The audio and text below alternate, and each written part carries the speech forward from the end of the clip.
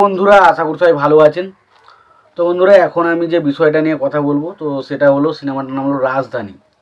সিনেমার নাম হচ্ছে রাজধানী, যেটা 2004 সালে রিলিজ করেছিল এবং ছবিটার পরিচালক হিসেবে কাজ করেছিলেন হচ্ছে মোহাম্মদ হোসেন জেমি এবং ছবিতে অভিনয় করেছেন মান্না, সুমনা সহ আরও অনেকে। তো এই সিনেমাটাকে নিয়ে স্পেশালি কথা হবে, সিনেমাটা কেমন লেগেছে, ভালো নাকি খারাপ, সেই বিষয় নিয়ে ডিটেলস আলোচনা করব।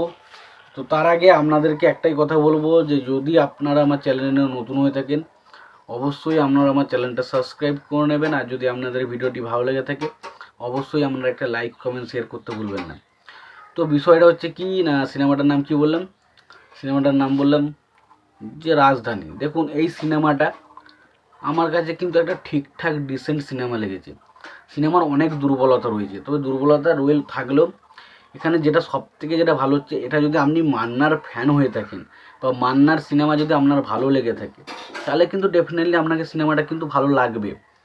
বাট আপনি যদি একটা শুধুমাত্র সিনেমা লাভার হয়, কোনো হিরোর ফ্যান না হন, বা যদি ধরুন আপনি মান্নার অ্যাকচুয়ালি ফ্যান না হন, তাহলে কিন্তু অনেক জায়গায় আপনার কিন্তু দুর্বলতা চোখে পড়বে। প্রথম যেটা দুর্বলতা চোখে পড়বে সেটা হচ্ছে সিনেমার চিত্রনাট্য এবং গল্পটা প্রচণ্ড আগোছালোভাবে সাজানো, মানে সিনেমার গল্পটাকে ঠিকঠাকভাবে সাজানো নয় এবং তার পাশাপাশি চিত্রনাট্যে তো অনেক দুর্বলতা রয়েছে। এর পাশাপাশি সিনেমার গানগুলোও যে খুব একটা পপুলার হয়েছে, দারুণ লেগেছে, সেটা কিন্তু আমার লাগেনি। এবং পাশাপাশি মানে মান্নার অ্যাকশন সিনগুলো মোটামুটি ঠিকঠাক ছিল। এবার যদি আমি আসি গল্পটার বিষয়ে যাওয়ার আগে, সিনেমার পরিচালক, প্রযোজক এবং সঙ্গীত পরিচালক হিসেবে কারা কাজ করেছে সেই বিষয়টার দিকে যদি একটু লক্ষ্য রাখি, তো প্রথমত আমি সেই বিষয়টা নিয়ে কথা বলে, সিনেমার পরিচালক হিসেবে কাজ করেছেন মোহাম্মদ হোসেন জেমি, ছবিটার গল্পও লিখেছেন মোহাম্মদ হোসেন জেমি।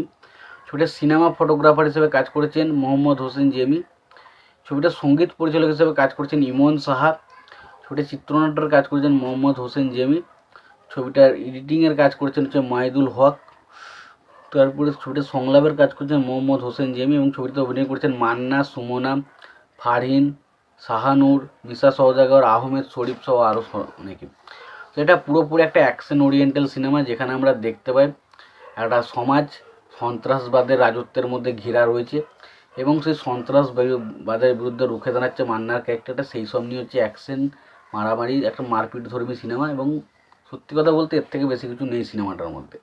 তবে সিনেমাটা যে দেখুন অনেকটা পুরনো এবং সিনেমার অ্যাকশনগুলো কিছু কিছু জায়গায় অবশ্যই ভালো লাগে, কারণ মান্নার এক্সপ্রেশনও ভালো লাগে। বাট ছবির গল্প বা সংলাপ প্রচণ্ড বেশি দুর্বল, ফলে আপনার ছবিটা ভালো লাগলেও কিন্তু আপনি বলতে পারবেন না যে দারুণ কিছু লেগেছে। এবার যদি আপনি মান্নার ফ্যান হয়ে থাকেন, মান্নাকে যেভাবে প্রেজেন্ট করছে একটা হিরো হিসাবে, সেটা দেখতে ভালো লাগে। বাট সেটা মান্নার যারা অ্যাকচুয়ালি ফ্যান বা যারা মান্নাকে বিশাল পছন্দ করে তাদের কিন্তু বিশাল ভালো লাগবে। বাট ওভারঅল কিন্তু আমি এটুকু বলবো সিনেমাটা কিন্তু একটা ডিসেন্ট সিনেমা। তোমাদের কেমন লেগেছে সিনেমাটা অবশ্যই জানিও। ভিডিওটি ভালো লেগে থাকলে লাইক কমেন্ট শেয়ার করে দিও। চ্যানেলটা নতুন হয়ে থাকলে অবশ্যই তোমরা চ্যানেলটা সাবস্ক্রাইব করে নিয়ে পাশে বেল আইকনটা অবশ্যই প্রেস করে দিও। ভালো থেকো, সুস্থ থেকো, দেখা হচ্ছে পরে।